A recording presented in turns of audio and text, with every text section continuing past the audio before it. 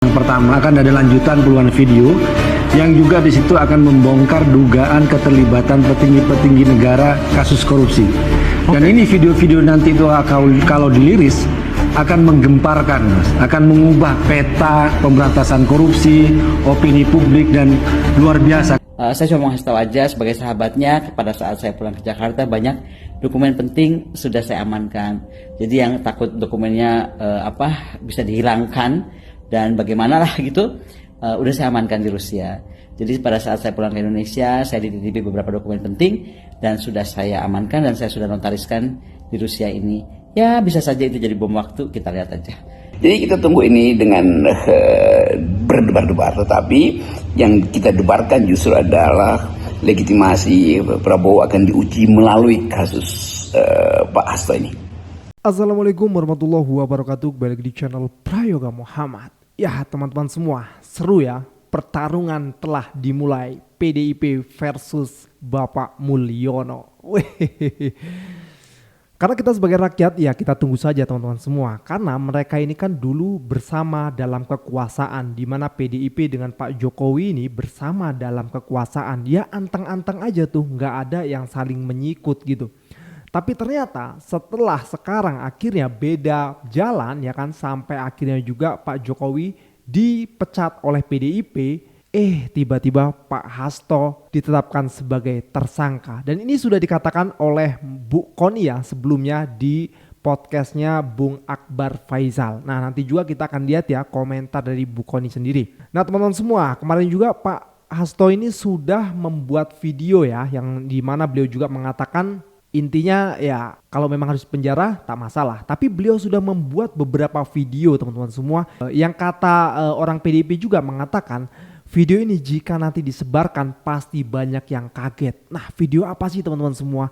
Ya kalau menurut gua ini mungkin sudah waktunya untuk bongkar-bongkaran. Nah sekarang kita sebagai rakyat bisa melihat dari sudut pandang yang berbeda teman-teman semua. Mungkin kalau tidak ada kejadian Pak Hasto ditetapkan, mungkin juga video-video itu tidak akan keluar. Nah inilah awal mula sumbu dibakar teman-teman semua.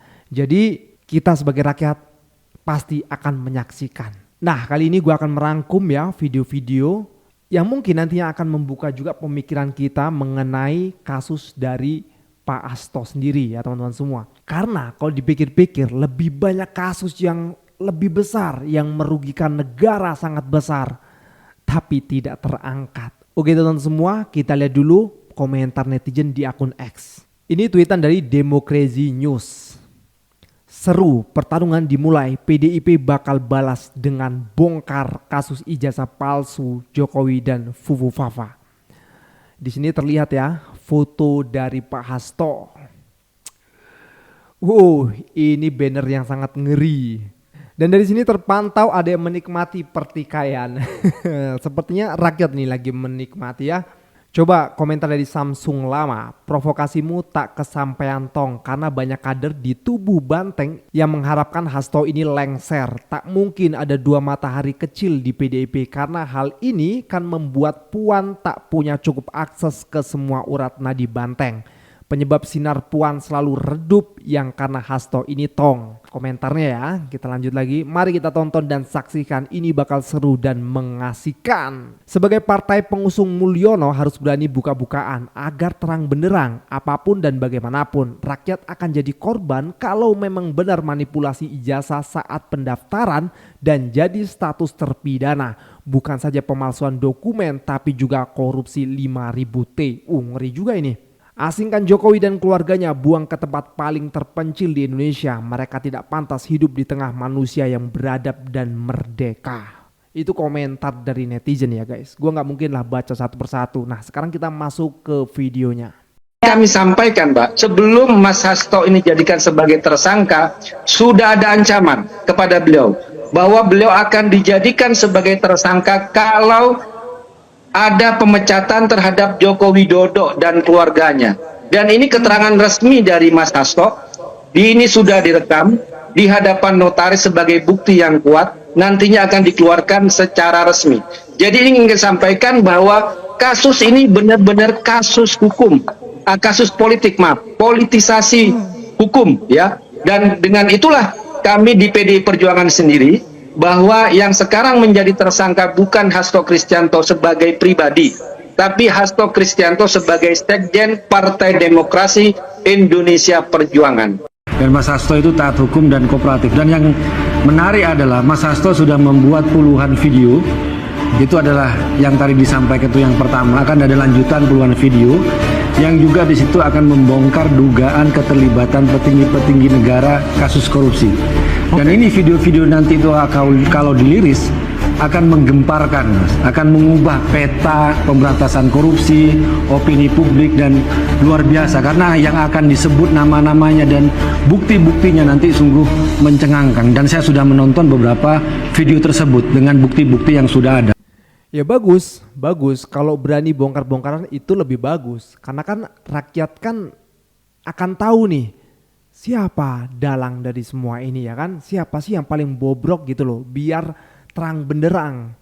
Dan mungkin lewat kasus inilah semuanya akan terbongkar. Nah begini nih kata Bu Koni. Anyway, kalau memang Mas Hasto ditersangkakan pada malam Natal, saya sih cuma berharap satu aja. Banyak kasus besar, kakak beradik itu, anaknya si itu, yang katanya pencucian uang, katanya apa, itu kan ada KPK tahun berapa? 2001 atau 2022. Terus apalagi Pak Airlangga Hartarto, terus siapa Muis itu, Sandra Dewi, yang menjadi mengulik apa ya kemarahan masyarakat karena pajak banget korupsinya 300 triliun, cuma 6 tahun. Aduh please deh. Siapa lagi? Banyak ya, aku nggak terlalu ngikutin kasus korupsi. Cuman kalau Mas Hasto dianggap menggelapkan atau bukan menggelapkan, apa sih bahasanya itu, menyuap. Nah, sampai harus malam Natal dipanggil gitu. Sementara beliau, semua orang tahu dong beliau Katolik, dan mengganggu ketenangan beliau malam Natal. Ya sudah, saya berharap KPK memang sedang bekerja keras ya kan. Jadi memang betul-betul menggenjot mau malam Natal, mau malam tahun baru, mau malam Idul Fitri. Nah, coba kita tunggu nih. Mungkin kita positive thinking dong. Tahun baru ini kemudian akan masuklah kakak beradik itu juga ke KPK, kemudian juga mungkin Pak Erlangga, kita nggak tahu, atau lagi juga yang lainnya. Terakhir tentang Mas Hasto, nggak tahu ya, belajar pengalaman dari Pak Kusnadi yang tiba-tiba ada yang direbut apalah dari handphone atau buku catatan PDIP atau apapun. Saya cuma mau kasih tahu aja sebagai sahabatnya, pada saat saya pulang ke Jakarta banyak dokumen penting sudah saya amankan. Jadi yang takut dokumennya bisa dihilangkan dan bagaimana lah gitu, udah saya amankan di Rusia. Jadi pada saat saya pulang ke Indonesia, saya dititipi beberapa dokumen penting dan sudah saya amankan dan saya sudah notariskan di Rusia ini. Ya bisa saja itu jadi bom waktu, kita lihat aja. Sebagai sahabat saya hanya membantu Mas Hasto sebatas yang saya mampu, dan tetap aja ya, buat saya Indonesia itu tanah air saya. Saya itu rakyat bukan siapa-siapa, dan saya nggak terima aja banyak hal yang saya bilang betul-betul ada semacam ada desain gitu ya. Kalau saya boleh ngomong, toh saya yang kasih tahu di Akbar Faisal bahwa saya sudah di warning, Mas Hasto kalau terlalu keras akan di KPK-kan. Omongan saya nggak salah kan? Meskipun para cacing cau bilang Bu Koni tukang fitnah, Bu Koni tukang gosip, bener nggak tapi yang saya ngomong sih? Jadi begitu ya kawan-kawan. Bye. Nah gimana, seru kan? Ibu Koni akan ikut serta dalam pembongkaran ini. Dan beliau sudah menyimpan aset-aset yang penting ya, yang mungkin nantinya setelah beliau pulang dari Rusia ke Jakarta ya kan, beliau akan mengungkap juga kan, bagus nih. Nah teman-teman semua, kita juga tahu ya bahwasanya orang-orang di KPK itu ternyata yang milih Bapak Jokowi loh. Dan ini dipaparkan oleh Bi Fitri ya, coba kita lihat videonya. Pimpinan KPK baru, ini yang milihin Jokowi loh. Ya. Makanya salah satu yang harus dilakukan. Iya kan? Panselnya kan panselnya Pak Jokowi. Terus 10 nama dikirim ke DPR. Pas Prabowo belum dilantik. Jadi di ujungnya Jokowi banget. Jadi ini orangnya Jokowi nih. Jadi salah satu cara menurut saya kalau misalnya Prabowo ingin membuktikan saya punya bayangan nih gimana ke depannya pemberantasan korupsi, harusnya tuh partainya di DPR tolak semuanya 10 calon itu yang udah dipilihkan oleh Jokowi. Tapi Pak Jokowi intensinya memang mau merusak KPK gitu. Baru di situ. Jadi bisa kita mengerti bagaimana seorang pemimpin umat, dalam hal ini umat Katolik, juga menduga hal yang sama.